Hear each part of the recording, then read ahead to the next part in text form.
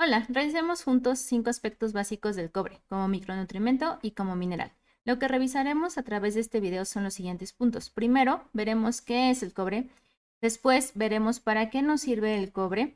En tercer punto, revisaremos los alimentos que son ricos en cobre y que debemos de consumir. En el cuarto punto, estaremos viendo la deficiencia y exceso de cobre. Y por último, terminaremos sobre cuál es la importancia que tiene el cobre en el cuerpo humano. Así que comencemos contestando nuestra primera pregunta sobre qué es el cobre.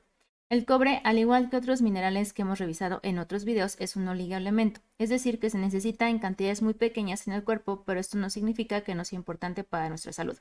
Una de las funciones más representativas del cobre es que sirve para el transporte del hierro. Por lo tanto, la deficiencia de cobre se asocia con deficiencia de hierro y con ello el desarrollo de la anemia ferropénica. Además, dentro de las funciones vitales que tiene el cobre en el cuerpo está su participación en proteínas y en funciones enzimáticas para poder catalizar diferentes funciones biológicas. Además, en el proceso de absorción del cobre, cuando nosotros consumimos el cobre y se absorbe a nivel intestinal, el cobre va a viajar a través de una proteína que se conoce como albúmina y la albúmina lo va a llevar directamente al hígado, así como también puede hacer transporte a cuestiones del riñón. El principal almacén del cobre es el hígado y bueno, en segundo lugar sería el riñón. Además, para que en cuestiones de lo que sería el cobre pueda ser utilizado de buena manera a través de las células, necesitamos de la ceroplasmina. Esto lo que va a hacer es que ayuda a transportar el cobre adentro de la célula y con esto el cobre puede llevar a cabo sus diferentes funciones. Ya que vimos qué es el cobre, ahora revisemos para qué nos sirve el cobre.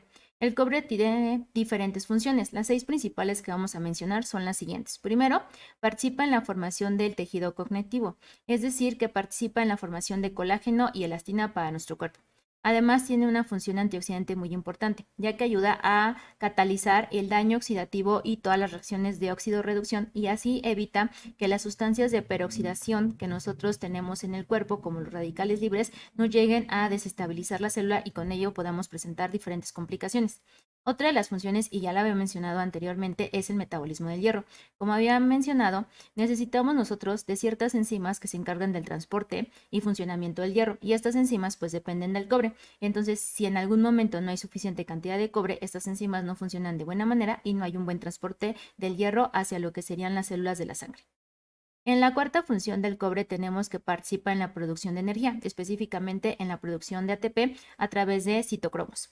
También participa en la formación de mielina, que esta nos sirve para el funcionamiento del sistema nervioso central y también en funciones enzimáticas del propio sistema nervioso. Y por último, una de sus funciones tan representativas, al igual que en otros minerales, es en el funcionamiento del sistema inmune. Lo que hace es que mejora la función del sistema inmunológico y además influye en la cicatrización de algún tipo de herida o problema que tengamos en el cuerpo. Ya que entendimos las funciones principales del cobre, ahora veremos qué alimentos tenemos que consumir que son ricos en cobre. La ingesta diaria recomendada para los seres humanos adultos son de 900 microgramos y el límite superior, que es como lo máximo que el cuerpo tolera antes de que nos intoxiquemos, son 6000 microgramos. ¿Qué alimentos contienen cobre? Los alimentos que contienen cobre son las oleaginosas y las leguminosas, siendo las más representativas las lentejas. Por ejemplo, una taza de lentejas es igual a 2000 microgramos de cobre. También tenemos que el hígado de res tiene 90 gramos de hígado, es igual a 2000 microgramos de cobre. Y como había comentado, las oleaginosas también son ricas en cobre. Entonces, por ejemplo, las nueces, 60 gramos, es igual a más de 500 microgramos de cobre. ¿Qué otros alimentos contienen cobre? Los frijoles, que también son leguminosas, con los cereales como el arroz, los mariscos y en general los cereales industrializados. Ya que vimos los alimentos que son ricos en cobre, ahora revisemos cuál es la deficiencia o exceso del cobre. La deficiencia del cobre se debe principalmente a problemas de enfermedades del tracto gastrointestinal. ¿Qué enfermedades están relacionadas precisamente con esto? Tenemos enfermedades como por ejemplo la enfermedad celíaca, que es la intolerancia al gluten en la cual las personas consumen en los alimentos gluten, entonces existe un proceso inflamatorio a nivel intestinal y al inflamarse las microvellosidades del intestino por este problema de intolerancia al gluten, pues no se absorbe correctamente el cobre. También en la enfermedad de Crohn, que igual es una enfermedad inflamatoria grave en la cual pues no se absorben muchos nutrimentos, entre ellos el cobre. La malnutrición, en la cual podemos nosotros por alguna razón dejar de consumir los alimentos y entonces no vamos a tener una buena adquisición de cobre. Y en la diarrea, también en recién nacidos de bajo peso se ha visto que existe una deficiencia de cobre. Ahora, la deficiencia de cobre nos puede llevar a diferentes trastornos, como por ejemplo presentar anemia ferropénica, por lo que comenté de la relación que existe con el hierro. A la osteoporosis podemos tener fatiga, cansancio, en el caso de los niños retardo de crecimiento y daño hasta en las articulaciones. Ya que entendimos un poco por qué se da la deficiencia de cobre y qué nos puede pasar con esto, ahora hablemos del exceso. El exceso no es algo tan común, ni siquiera a veces por suplementación se da. Muchas de las relaciones que tiene el exceso en el consumo, más que en el consumo, sino en la absorción del cobre, tiene que ver con daños específicamente, por ejemplo, en el hígado. Si el hígado no funciona de buena manera, puede alterar su almacenamiento y se puede almacenar más cantidad del cobre del que esperaríamos y entonces podemos tener un exceso de cobre. También a veces se da el exceso de cobre por diferentes contenedores de los alimentos que tienen una cantidad elevada de este y nosotros los estamos adquiriendo, o en el agua contaminada.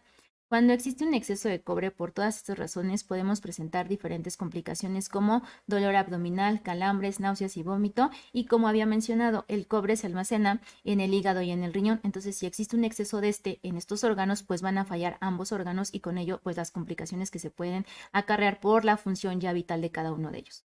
Ya que entendimos la deficiencia y exceso, platiquemos por último sobre cuál es la importancia del cobre. El cobre, dentro de sus importancias están dos enfermedades básicas, que es la enfermedad de Menkens y la enfermedad de Wilson. En la enfermedad de Menkens es una enfermedad que se da por un error innato del metabolismo en el cual existe un déficit de cobre, es decir, que no tenemos una buena absorción y almacenamiento de cobre, sobre todo a nivel de lo que es hepático, y entonces esta deficiencia de cobre nos puede llevar a diferentes alteraciones neurológicas, y aquí lo que se hace es que se da un tratamiento médico-nutricional en el cual la dieta tiene que ser muy rica en cobre y además otro tipo de tratamiento médico para que podamos tener el aporte que necesitamos de cobre. Mientras tenemos la enfermedad de Menkens, en la cual hay una deficiencia en la absorción y almacén de cobre, por otro lado tenemos la enfermedad de Wilson. La enfermedad de Wilson es una enfermedad autosómica recesiva en la cual hay un daño a nivel hepático y lo que pasa es que se almacena mayor cantidad de cobre de la que esperaríamos, entonces el hígado se llena y se llena de cobre y además del hígado otros órganos y empieza a haber afectaciones, entre las más importantes neuronales. Y entonces igual aquí se tiene que dar un tratamiento médico nutricional en el cual se elimina de la dieta los alimentos ricos en cobre. ¿Por qué? Porque se están almacenando en cantidades excesivas y pues bueno, puede generar un daño orgánico de forma generalizada. Entonces, estas son las asociaciones más importantes que tiene el cobre a través de enfermedades tanto autosómicas como innatas y cómo se puede complicar el estado de salud de los pacientes. Con esto terminamos nuestro video del cobre, así que te invito a suscribirte a mi canal y darle like a este video.